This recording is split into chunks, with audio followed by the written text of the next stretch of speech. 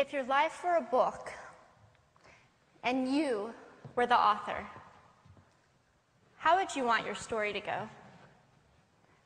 That's the question that changed my life forever.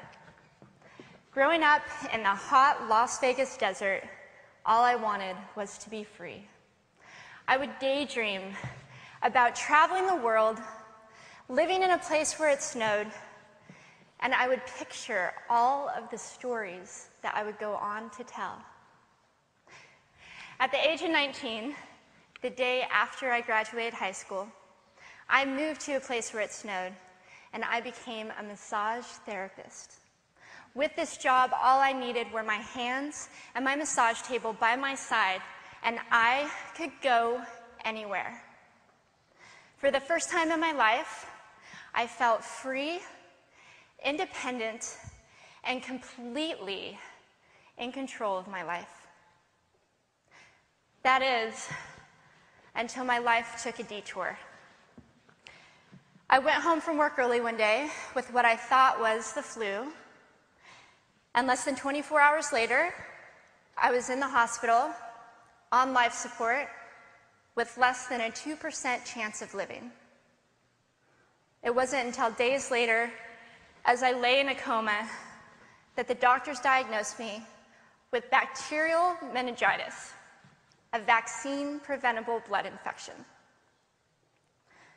Over the course of 2.5 months, I lost my spleen, my kidneys, the hearing in my left ear, and both of my legs below the knee. When my parents wheeled me out of the hospital, I felt like I had been pieced back together like a patchwork doll. I thought the worst was over until weeks later when I saw my new legs for the first time. The calves were bulky blocks of metal with pipes bolted together for the ankles, and a yellow rubber foot with the raised rubber line from the toe to the ankle to look like a vein. I didn't know what to expect, but I wasn't expecting that. With my mom by my side and tears streaming down our faces, I strapped on these chunky legs and I stood up. They were so painful and so confining that all I could think was, how am I ever going to travel the world in these things? How was I ever going to live the life full of adventure and stories as I always wanted? And how was I going to snowboard again? That day, I went home, I crawled into bed, and this is what my life looked like for the next few months.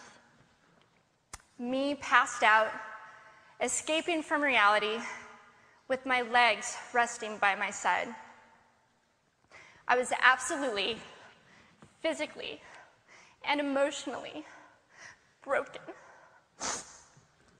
But I knew that in order to move forward, I had to let go of the old Amy and learn to embrace the new Amy.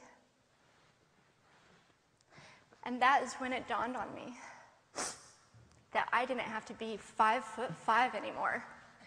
I could be as tall as I wanted.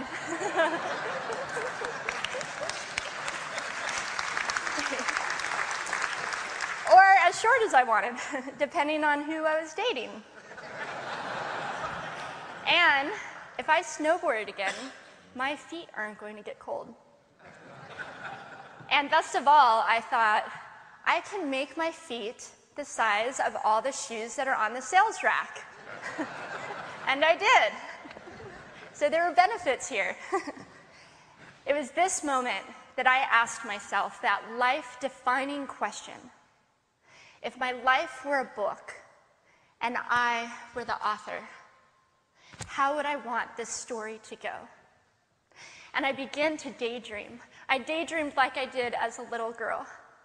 And I imagined myself walking gracefully, helping other people through my journey, and snowboarding again. And I didn't just see myself carving down a mountain of powder, I could actually feel it.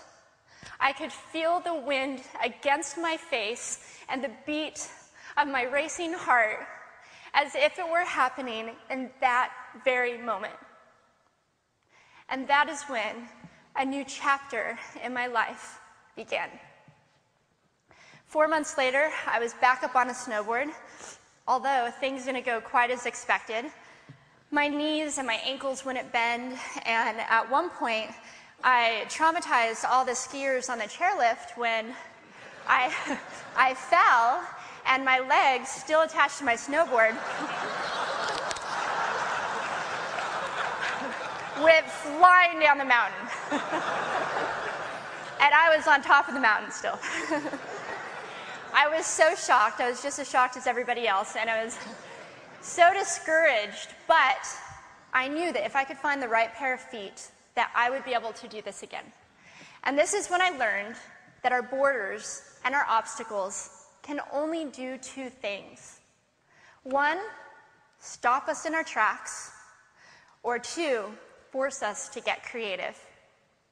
I did a year of research, still couldn't figure out what kind of legs to use, couldn't find any resources that could help me. So I decided to make a pair myself. My leg maker and I put random parts together, and we made a pair of feet that I could snowboard in. As you can see, rusted bolts, rubber, wood, and neon pink duct tape. And yes, I can change my toenail polish. It was these legs and the best 21st birthday gift I could ever receive, a new kidney from my dad, that allowed me to follow my dreams again. I started snowboarding, then I went back to work, then I went back to school, then in 2005 I co-founded a nonprofit organization for youth and young adults with physical disabilities so they could get involved with action sports. From there, I had the opportunity to go to South Africa, where I helped to put shoes on thousands of children's feet so they could attend school. And just this past February, I won 2 back-to-back World Cup gold medals. Thank you.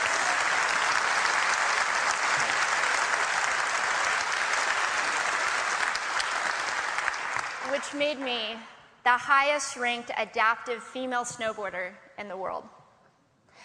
11 years ago, when I lost my legs, I had no idea what to expect. But if you asked me today if I would ever want to change my situation, I would have to say no. Because my legs haven't disabled me. If anything, they've enabled me. They've forced me to rely on my imagination and to believe in the possibilities.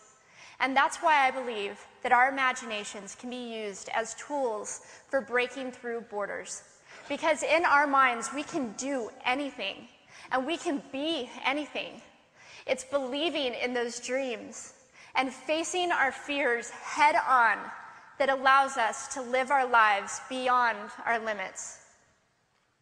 And although today is about innovation without borders, I have to say that in my life, innovation has only been possible because of my borders. I've learned that borders are where the actual ends, but also where the imagination and the story begins. So the thought that I would like to challenge you with today is that maybe instead of looking at our challenges and our limitations as something negative or bad, we can begin to look at them as blessings. Magnificent gifts that can be used to ignite our imaginations and help us go further than we ever knew we could go. It's not about breaking down borders. It's about pushing off of them and seeing what amazing places they might bring us. Thank you.